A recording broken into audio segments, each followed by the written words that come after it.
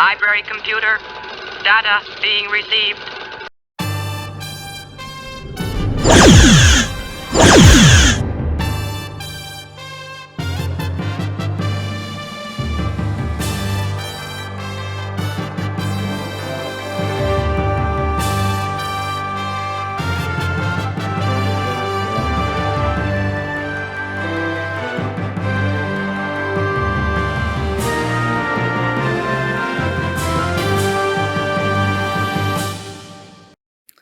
Greetings, fellow officers of the 118th Fleet.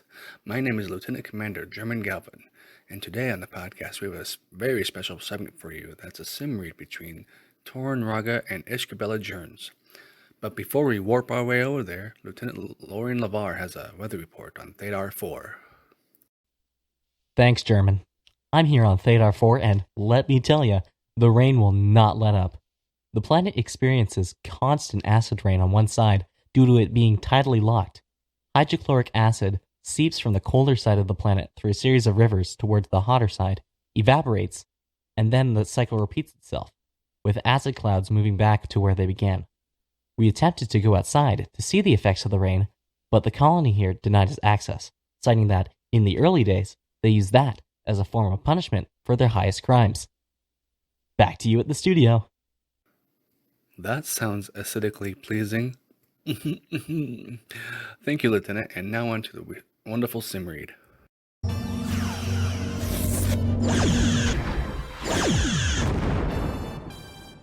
The most mind-blowing stories from across the universe. Exclusive interviews. Your most outrageous shore leave shenanigans. All of this and more starts now on your StarBase 118 Subspace Briefing.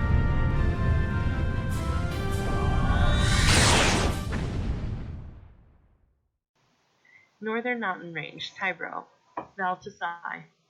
Ishka was used to the cold, to the point that temperatures didn't bother her. She dressed warmly, though she had chosen a lighter jacket rather than the bulky, heavy one that she usually wore on her homeworld of Leia 1. Besides, she was going to need all the range of motion she could get. Climbing was dangerous at the best of times, much less when a person's movements were restricted. She was looking forward to the challenge of reaching the summit. Though she wasn't the avid climber that Toryn was, she was confident that she could hold her own. Her daily fitness regimen kept her both strong and agile. She was determined to, at the very least, try to outclimb him. Toryn was wearing his usual climbing gear, which, more often than not of late, was kept hanging on the wall of his bedroom collecting dust. Or it would if the ship's systems didn't keep the place immaculate. Being a professional competitor, his suit was not only top-notch, but highly modified for Toryn. A wingsuit that was integrated into the whole thing was the basis and his preferred method for getting down from a mountain peak when he was done, or as a means of safety should a climb prove too hazardous and he needed to abort. The rest was fairly standard, with a thick enough jacket to keep him warm even in the most frigid Leia 1 winters, while permitting freedom of movement and with numerous compartments, loops, and holsters for him to store climbing gear, pythons, ropes, carabiners, and the like, for when he didn't want to free climb or he felt it would be too risky, or when he was climbing with someone else like now, as well as much-needed gloves to protect his hands and give him the extra grip for climbing in the cold or when doing a traditional climb.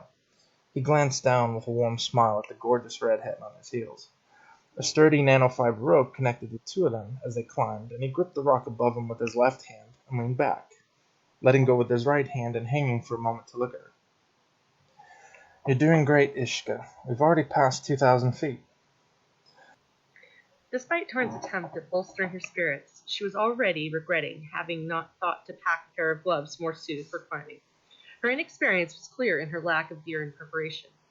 It wasn't the best activity for talking, but it certainly made her appreciate the true nature of his strength.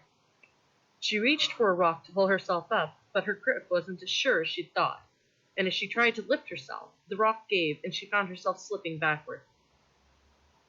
Toryn watched her reach for the rock, and he was already shaking his head, trying to warn her off from grabbing hold of it. He could see the cracks along the top of it looking down as he was, but he wasn't quick enough with his warning, and he watched it give way. Thankfully, they were tethered by a strong rope, and he, in turn, was presently secured to the mountain via a pipe that he was clipped to. So he had no hesitation in letting go of his grip from the rock and grabbing the rope that connected them as she slipped backwards. He was careful not to pull it too hard while she was still slipping. He didn't want to throw out her back, and when her motion was halted by the taut rope, he pulled on it with both hands, easily hoisting the beautiful redhead up towards him until she was eye level with him. "You have to be more careful, Amata." He smiled and pecked at her lips, but for about a moment, and took a moment to admire her eyes as he held her there just hanging from the side of a mountain. Her heart still pounding from the plunge, a light blush crept into her cheeks. Her gaze locked with his as her tongue peeked out to moisten her lips. She could have sworn her heart missed a beat at the sweet alien endearment that rolled off his lips just before he leaned forward to kiss her. For a long moment they stayed still, enjoying the moment. She returned the kiss, though she allowed her lips to linger longer, not focused on the precarious position she was in hanging from the side of the mountain. He was the focus of her world, and there was something so intimate, and, dare she say it, romantic, about the two of them sharing this moment together like this. Toryn's pulse spiked to high warp as her lips lingered on his, and from the proximity and warmth of the wonderful woman he was holding. The moment they were sharing was akin to some of the poetry he'd read from the homeworld.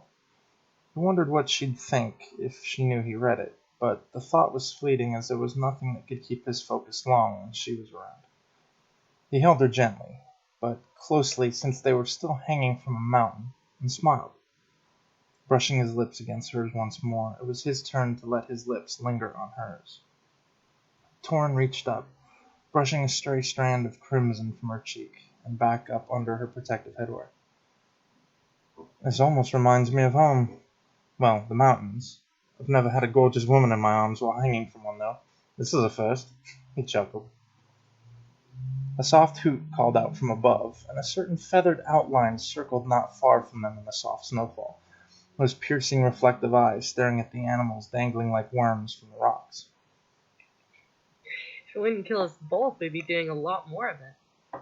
I never thought kissing and climbing would be such a rush. "Compared to kissing you, the rush of climbing isn't much," he smirked. Flatterer. You really are the ultimate test of my resolve, Ishkabella.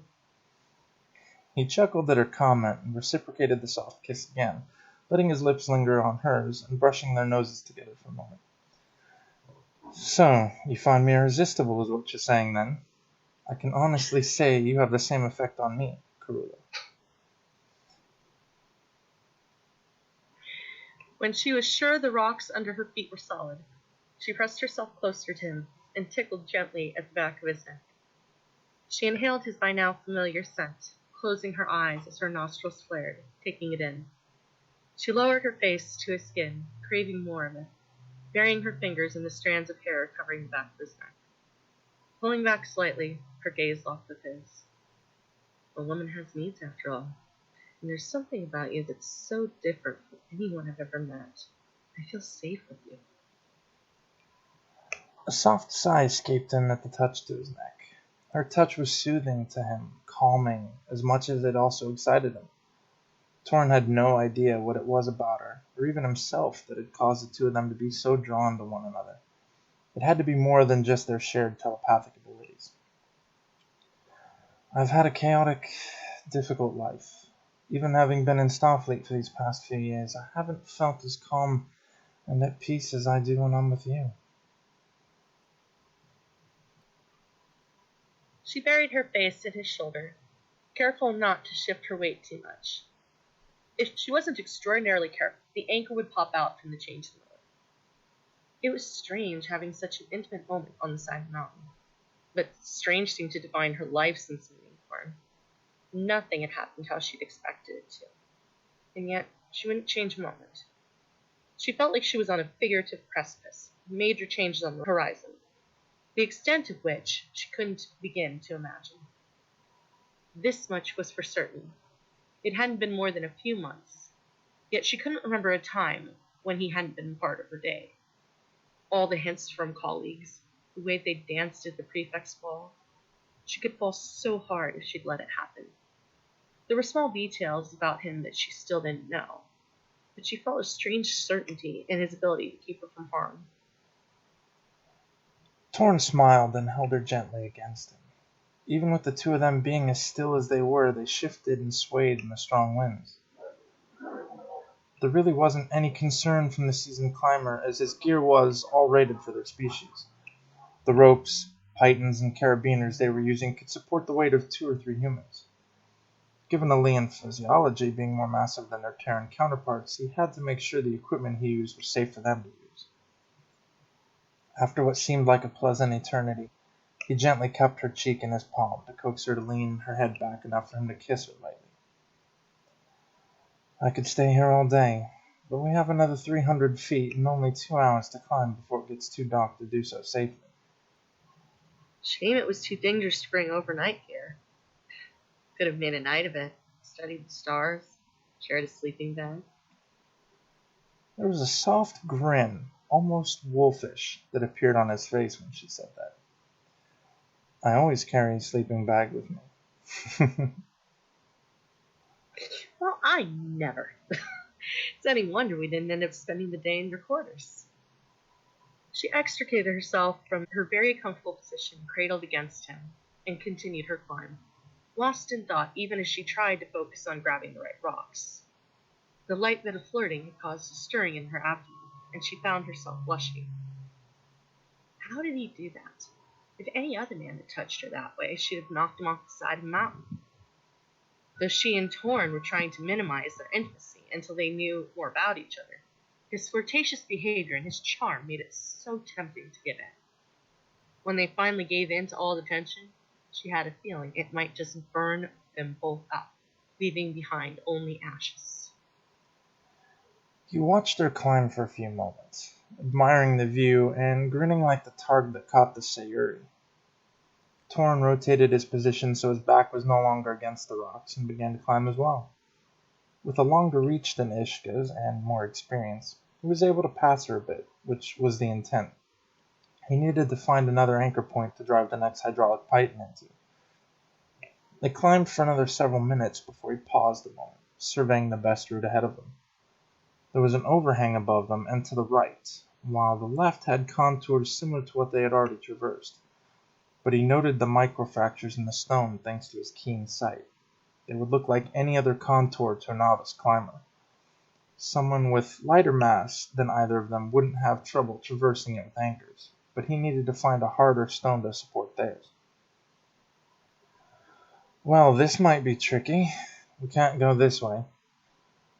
Suggested that, and for a moment a hard knot formed in his gut. As a competitive climber, he'd free-climbed more than a few rock faces, from deserts to the Saytoral range where he grew up in. Ishka was a good climber, but there was something about the thought of her scaling that section without an anchor and rope that kicked in his protective impulses. Yes, but that's a 90-foot section. It'd mean no ropes or anchors. Her brow furrowed in thought. Toryn was more experienced with climbing, and it would be wise to listen to him. A good outland would have. Their people didn't take unnecessary risks. Something about that particular section was bringing out competitiveness in her. She wanted to prove she could keep up with him. Her heart thudded hard against her chest at the thought of having no safety net if she lost her grip or her balance. It would be a long fall, even for a solidly built Lt woman. Another moment of consideration, she began carefully unhooking herself from the line, readying herself for the free-form ascent.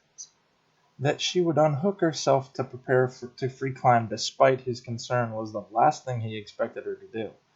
And the way his face lit up with the mixed shock, apprehension, and frustration told volumes. Just what do you think you're doing? Free climbing at a lower altitude was a far cry different than doing so over 1,000 feet in the air. He could do it in his sleep, but he'd spent his entire life climbing peaks like this. Ishka hadn't. His tone surprised her, and she turned, leveling him with a steady glare. She said nothing, holding his gaze for a long moment. It was risky and possibly stupid, but it was her choice to make. She'd made her decision, and his gruff tone wasn't about to change her mind. Tearing her gaze away, she looked for solid rock and tested it once twice, before beginning a horizontal climb toward the face she'd been studying. Damn the gin. Toryn quickly unhooked himself from the line and propped the last anchor out of its place to stow it securely away while she began to climb anyways. The rope that had been attached could be coiled back into his gear easily enough thanks to the device it was connected to. It was far easier than having to do it himself and let him focus on following her. Toryn quickly followed her, being able to find suitable handholds and footholds more easily than she could. Still, he made sure to stay just below her, suddenly finding himself terrified that she might fall. Just take it easy. There's no rush, so pace yourself. You know, it would be a lot easier if I could focus on my thoughts without yours being added to the mix. His brow raised, and he bolstered his mental barriers since his worry must have filtered through. He shook his head and dug his fingers into a handhold, then quickly scrambled up the rock with a heave to reach the next one. It would look almost like he ran a little up the side because he used his feet to help keep him in line. He exhaled slowly after finding the grip and tucked the tip of his shoe into a crevice nearby to give him more leverage to brace against the mountain. Just trying to guide you. If anything happened to you while climbing with me, I'd never be able to live with myself. He watched her progress, waiting until she was at least a few feet above him before resuming climbing himself. Before he found this particular view, the angle afforded him to be quite pleasant, but for the moment he was all seriousness. The instructor in him had taken over. He could wait to have words with her until after they were back in a safer place. She didn't need to have eyes in the back of her head to know he was staring. She could practically feel it. Any other time she wouldn't have minded. However, with the weakness it was causing in her knees, it was possibly the worst time. Ukulaj alvi mem sin joino. Eyes to yourself, mister. After testing another hold with her right foot, she propelled her left foot up to look for a solid spot to dig it into the ledge. His brow raised at the connotation, and any other time he'd smirk, but he didn't need her climbing like this without being able to give her whole focus, and if he was distracting her while trying to look after her safety, then he had to shift it up. His cerulean eyes surveyed the rocks above, and he found a few places he could reach that would let him keep climbing. He curled up like he was crouching and rocked up and down a few times before propelling himself up a good 10 feet, surpassing her height and grabbing hold of a rock. He dug his foot into a crevice at the same time and halted his momentum, then glanced back down at her over his shoulder. Well then, you better keep up. Her eyes took on a fiery glow at the challenge, and a hint of a smirk turned up the corners of her lips. Assessing the surrounding rocks, both directly above her and a bit of the way up the rock face, she relaxed her legs for a moment before pushing off the foothold, propelling upward in a similar fashion, her hands clenching the handholds beside his head as she came up even with him. When she caught her breath and had secured both her feet and her hands, she turned to him with a grip. Mi bona deo defy me. Luge amiage coletos sur la brefard, axis yon na facilion bon John. Not a good idea to challenge me. Some of my colleagues aboard the Braveheart found that out the hard way. Without waiting for his response, she looked for the next set of holds and continued her ascent.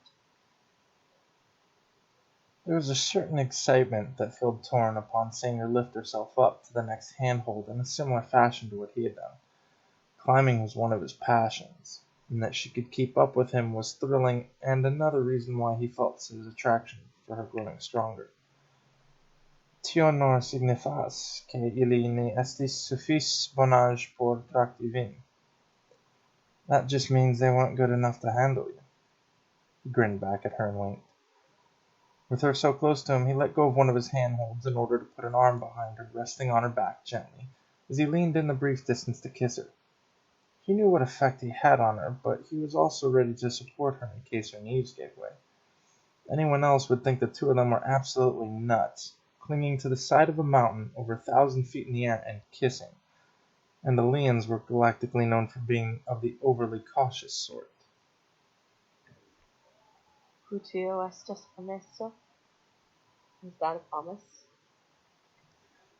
Kaj kio se gi estas? And what if it is? cuvi lassus min conservige? Would you let me keep it? Maybe. She grabbed another handhold just out of her reach and continued climbing. They weren't far from the summit. At the rate they were going, they might just get there in time to enjoy the sunset, and perhaps a little stargazing. She'd always loved looking at the stars. They made her feel so small in the grand scheme of things. Well, if that wasn't enough to put his heart racing, he wasn't sure what would. A slight grin curled his lips as she continued to climb. He hung there, reasserting his handhold as she climbed. I'll say one thing, this mountain has really great views.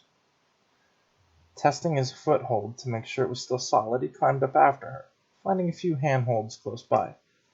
The next one was a lot further than the last, and he had to work up some momentum, rocking himself up and down before he could make the leap upwards. He snagged his hands in the crack that ran vertically up the next section, swinging slightly as he steadied himself. He was parallel to her once more and was focused on the climb now, as he had to shimmy himself upwards using the crack that was barely wide enough for his fingers to fit through, and bracing the edge of his shoes on the side of the rock.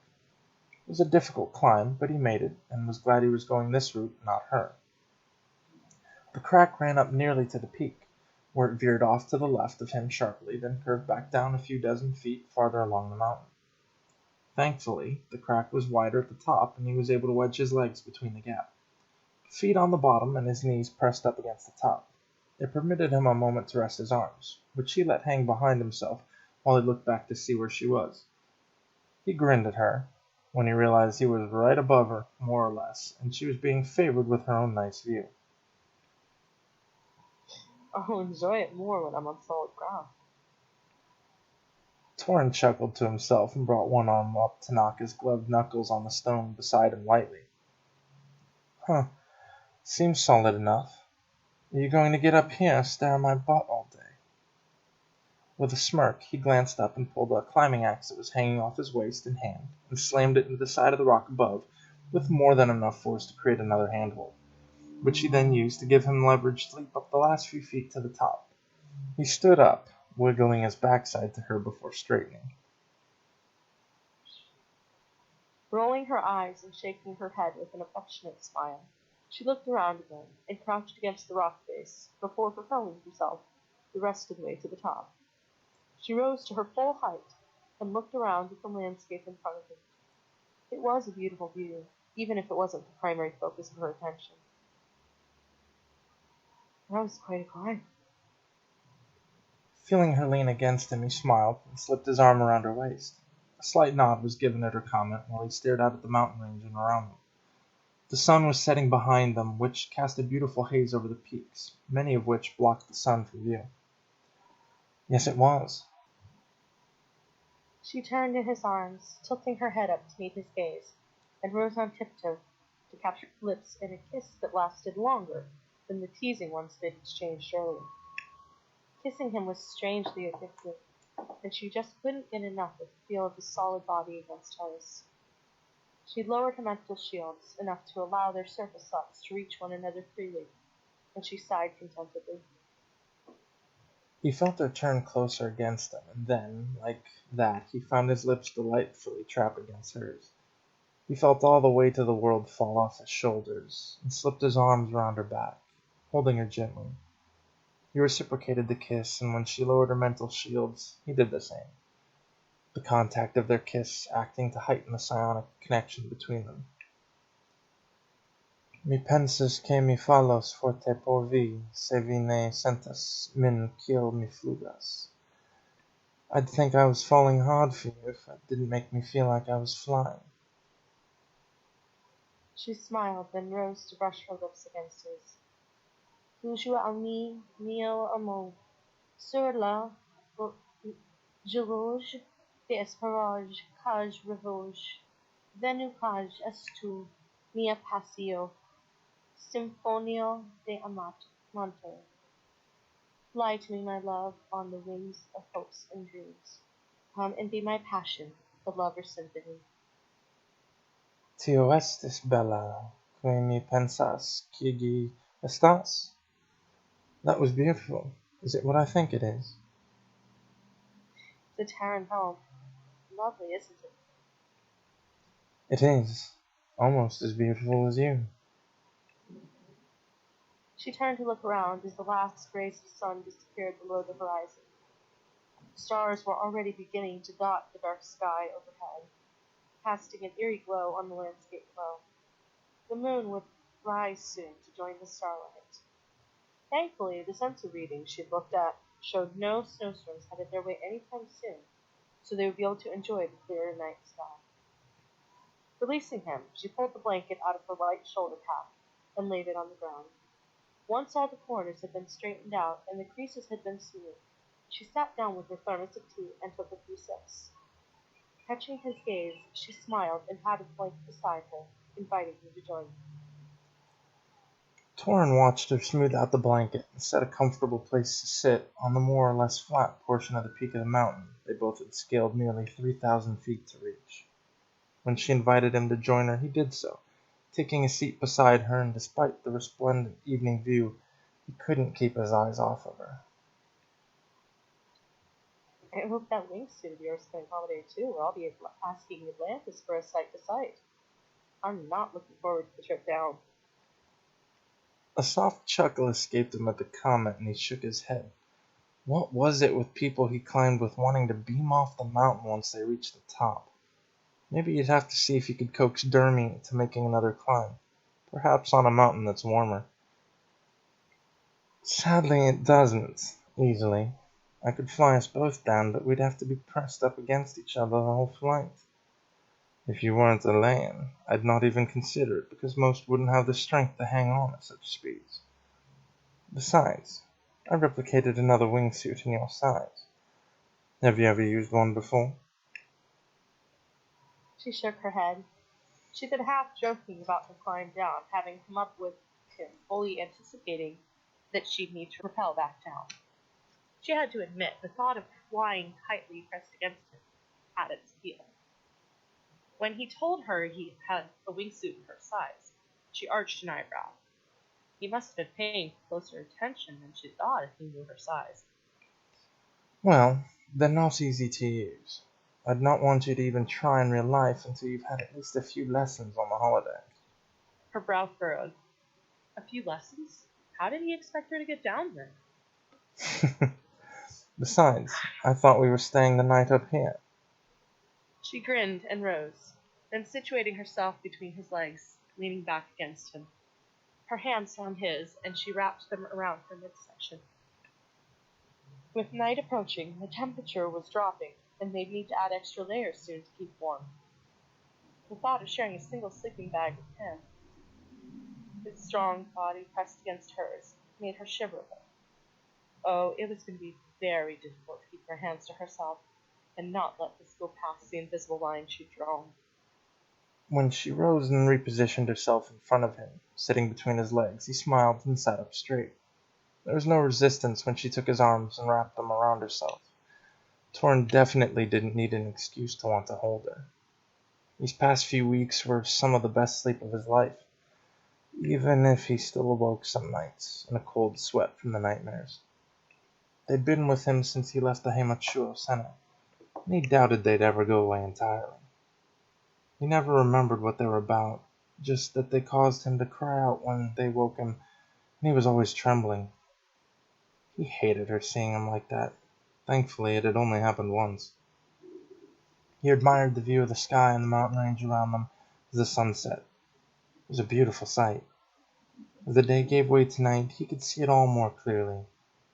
Being nocturnal creatures, Alayans were best in the dark on a world where seeing the sun was a rarity worthy of poems and songs, though those were far fewer than the poems and songs one could find about the moon and the stars in the night. It's peaceful up here. You could almost forget that the expanse is so dangerous. She sighed, allowing her eyes to sit closed. This was the most at peace she'd been since learning of her uncle's passing.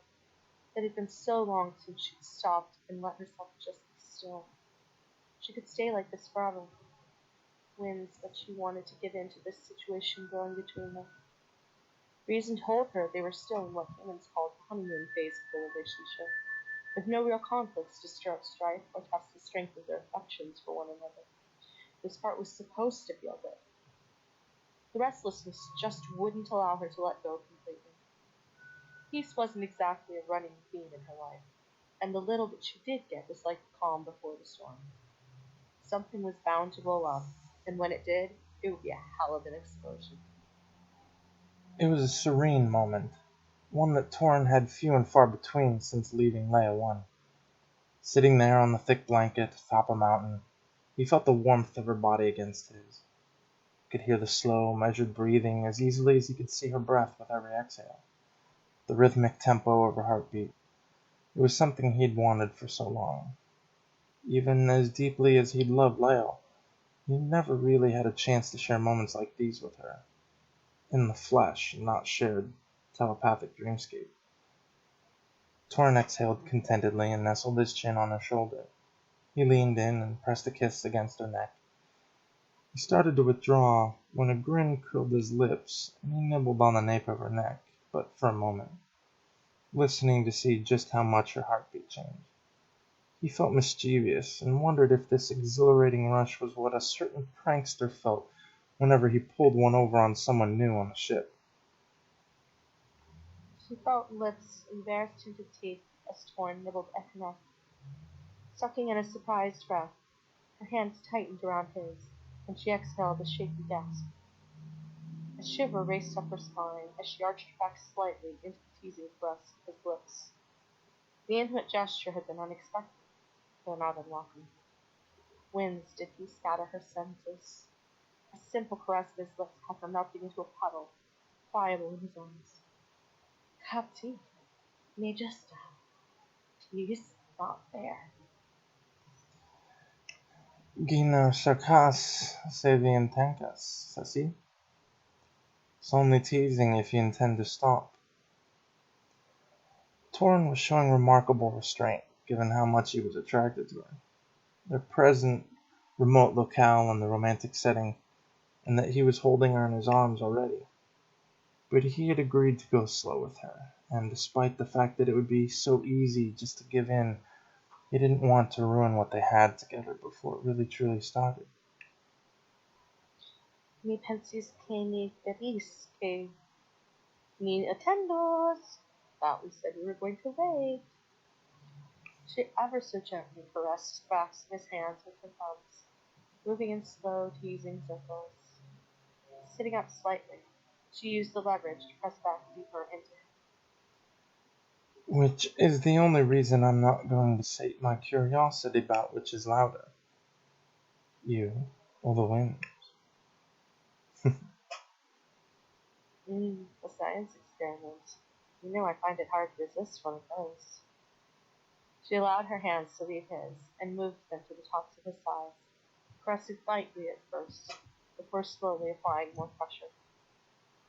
Tell me, do you have a hypothesis, Commander? I do, Doctor. I hypothesize that you could quite handily burst the winds for overall decibels and consistent sound. She shifted her position, turning so that she was now situated in his lap, face to face, her arms wrapped around his neck. With a mischievous grin, she leaned forward and sucked his lower lip between hers. And if your hypothesis proves correct? Oh, now that caused his breath to catch in his throat when she did that, and Toryn's grin only widened. His hands settled on her thighs, caressing them with a modicum of pressure, as the two of them faced off, seeing who could tease the other more. You mean, aside from it making me the luckiest man on this mountain? He leaned in close, brushing his lips against hers softly. Then it would warrant further, he kissed her, and consistent, and again, repetition. And he kissed her once more, passionately, before pulling back and brushing his tongue across her lips. To ensure the data as accurate as possible, of course. She made a soft noise against his mouth and pulled back slightly, leaning her forehead against his to catch her breath. After a long moment, she met his gaze, her heart thudding loudly in her chest, and her breathing deep and fast. Did you mean what you said earlier?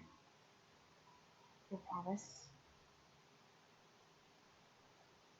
It was almost like they were back hanging from the side of the mountain. The invitation lingered between them. Looking into his deep sapphire eyes made her feel like she was drowning. But winds help her. She had no desire to escape. If this was to be her last moments, she'd die content in the arms of the man who had bared his very soul to her in so many ways. There was something deeply captivating by the way she looked into his eyes just then, the way her hand lingered on the zip of his jacket. He stared into the beautiful emerald of her eyes and nodded.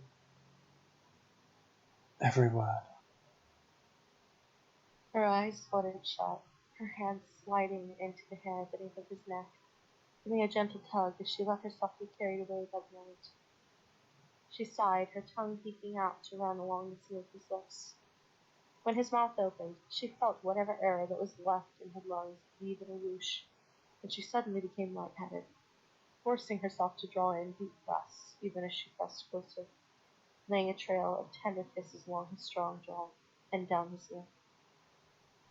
His skin bristled in numerous goosebumps at the tender kisses she placed along his neck, where the chill of the air had failed to elicit such a response in him. He let his hands travel up from her thighs, across the front of her jacket, exploring every curve they found before one cupped her cheek in his gloved palm. The other slipped behind her as he drew closer, offering a gentle caress of her shoulders and back, finally settling on her hips. Toryn nibbled at the tip of her Vulcan-like ear. This was rapidly going beyond teasing. She thought she had it under control. There was something about the tender way he touched and kissed her that made her crazy. The familiar flutter started in her chest.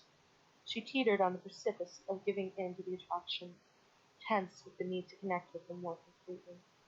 The last time, she'd been such a mess afterward, afraid of what it might mean. Oh, to hell with it.